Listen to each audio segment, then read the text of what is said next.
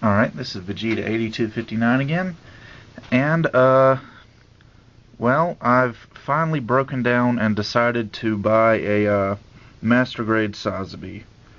And so to celebrate that, I'm going to review my, High Grade Sazabi. Now, I know the Master Grade isn't that great of a kit, but I'm going to get a, conversion kit on it that I think looks really good, and hopefully that'll improve the look of it.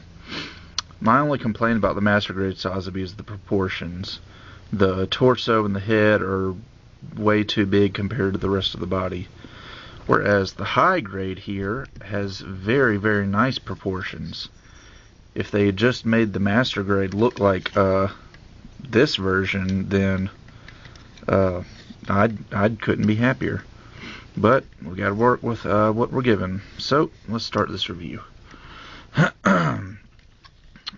First of all, this is one of the largest high grades I have.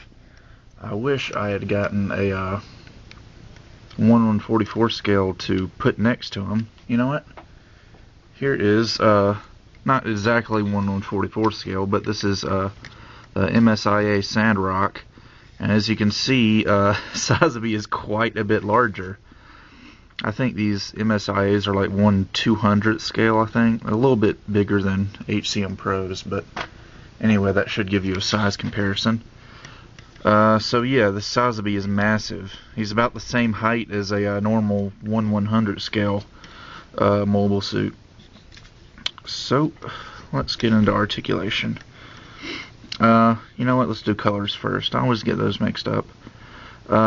He's mostly red, but he's got two different shades of red. Most of Sazabi's armor is a kind of a dark red, like you see here and on the legs. But there's a few spots where he's got kind of a brighter, more solid looking red.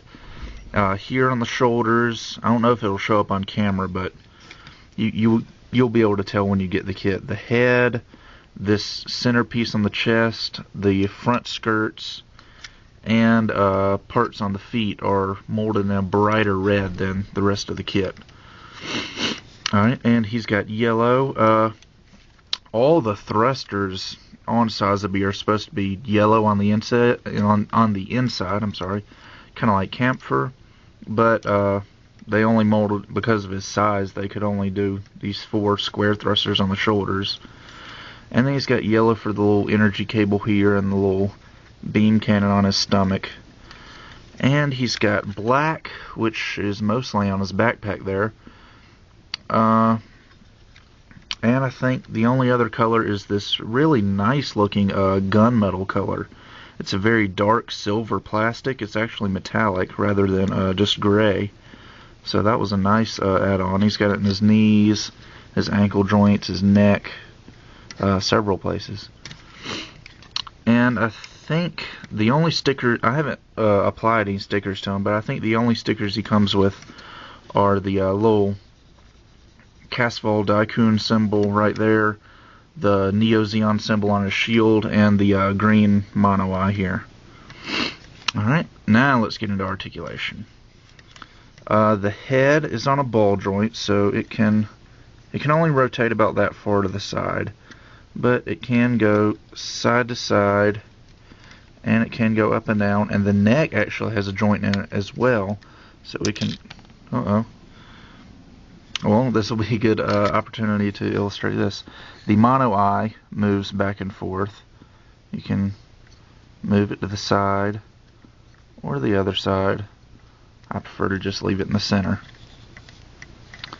Now, where were we? The neck has a joint in it, so it can go up like so to have Sazabi looking up like that, and then you can just put it down, and this thing keeps wanting to come off. Alright, the arms.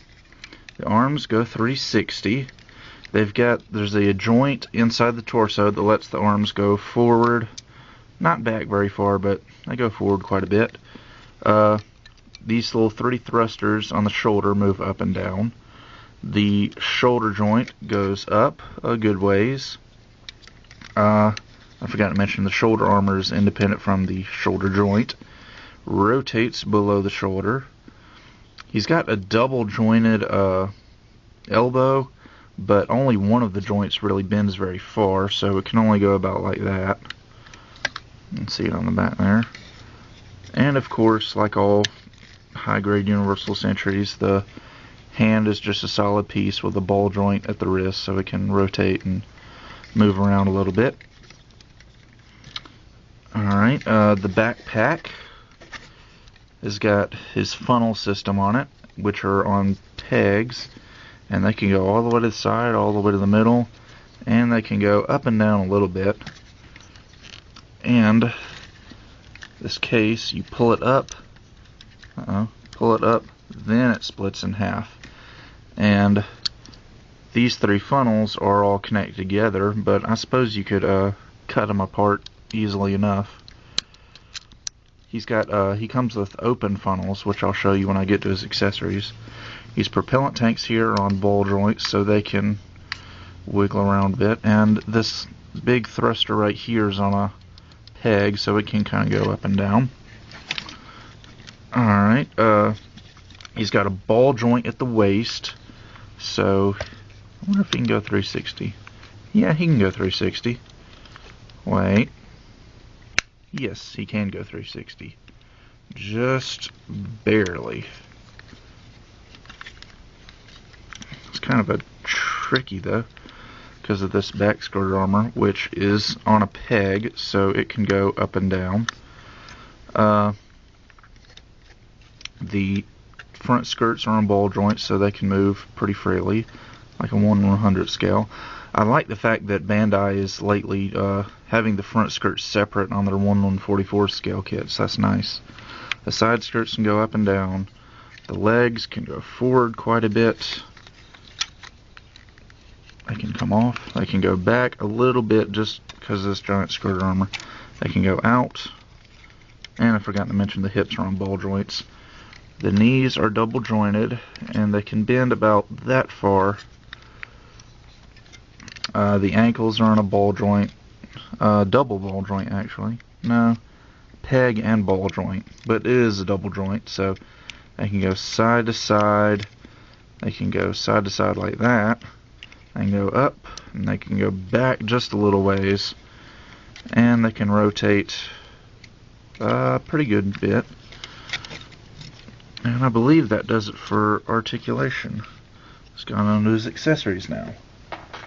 Alright, he comes with a gun.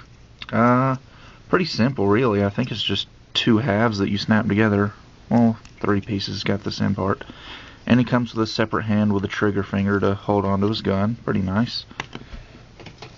He's got this massive shield, which is, just two colors, red and black.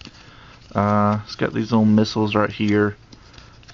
And it's got a big round mount, so you can put it on his arm here. And it's got two different pegs, so you can have the shield on the side, or like that.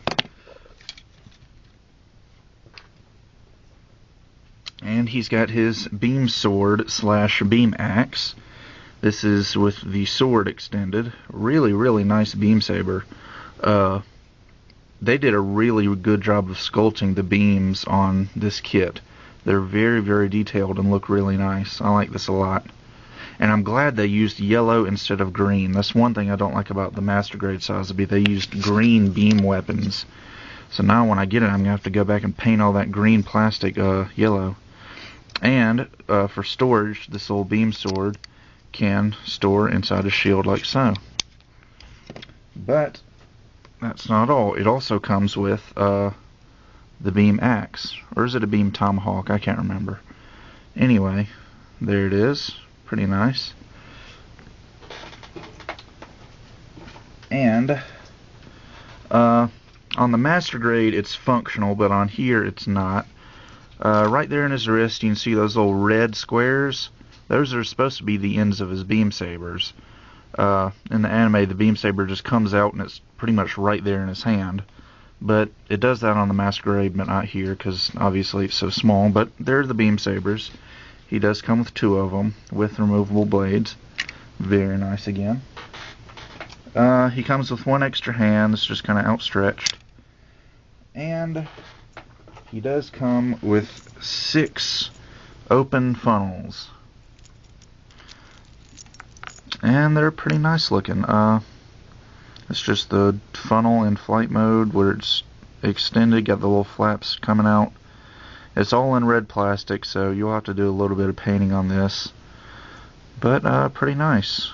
I think Prime 92 on his Sazabi, he took some of the excess yellow plastic from the beam sabers and made little rods that extended from his funnel pack onto the funnels. Made it look like they were flying around. So, with that, I will end this review and see you guys next time.